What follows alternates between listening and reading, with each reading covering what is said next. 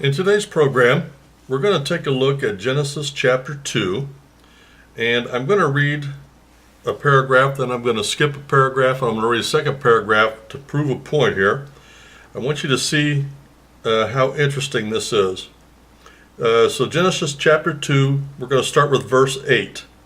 The Lord God planted a garden eastward of Eden, and there he put the man whom he had formed. And out of the garden, or out of the ground, the Lord God made every tree grow that is pleasant in the sight and good for food. The tree of life was also in the midst of the garden, and the tree of the knowledge of good and evil. Then the Lord God took the man and put him in the garden to tend and keep it. And the Lord God commanded the man, saying, Of every tree of the garden you may freely eat, but of the tree of the knowledge of good and evil you shall not eat, for in that day you eat of it, you shall surely die. Now, the reason I wanted to read it that way is because there is the paragraph that I skipped talks about making the four rivers that come out of the Garden of Eden.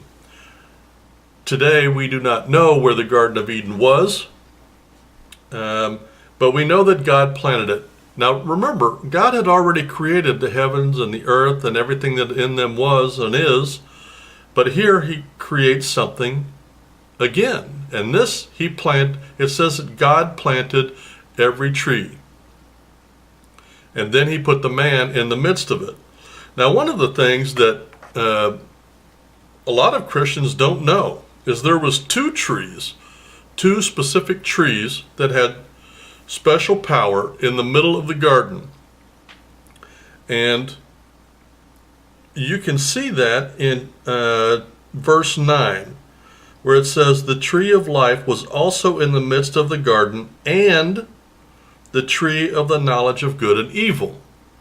So what is the tree of life? The tree of life is what Adam was to eat of to have life. Remember, God has created the perfect environment.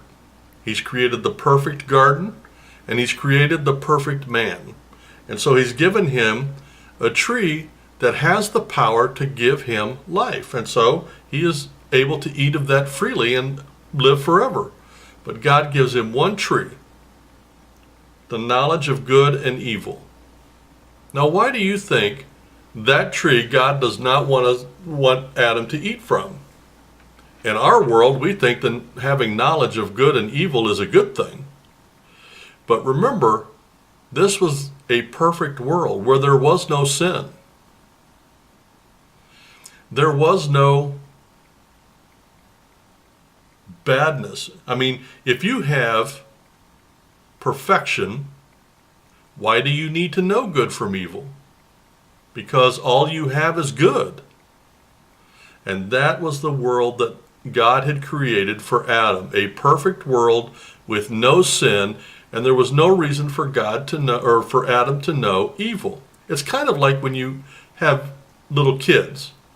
They have no concept up to a certain age of good and bad and right and wrong. In their world, everything is perfect. Everything. I mean, they have issues, that's why they cry, but they have no need to know anything else because everything is taken care of for them. And that's exactly the picture that God is painting here in the Garden of Eden for man. So we can see, out of all of everything that God created, there was only one thing he told Adam not to do. Now we're going to find out later that that's the one thing they end up doing. Human nature comes back and ruins it for all of us. So the question you have to ask is then, well, why did God do that? Why would God tempt them in the middle of the Garden of Eden? Why tempt Adam? Why did you put that tree there? And the answer is perfectly, obviously simple. God wanted us to follow him and to have relationship with him by choice. If God didn't put the tree there, then Adam is really just a robot just doing what God says. But if God puts one thing there and says, don't do that, and had they not done that, we would still be living in the Garden of Eden. But God wanted worship from them by choice. And that's the key thing I wanted you to see.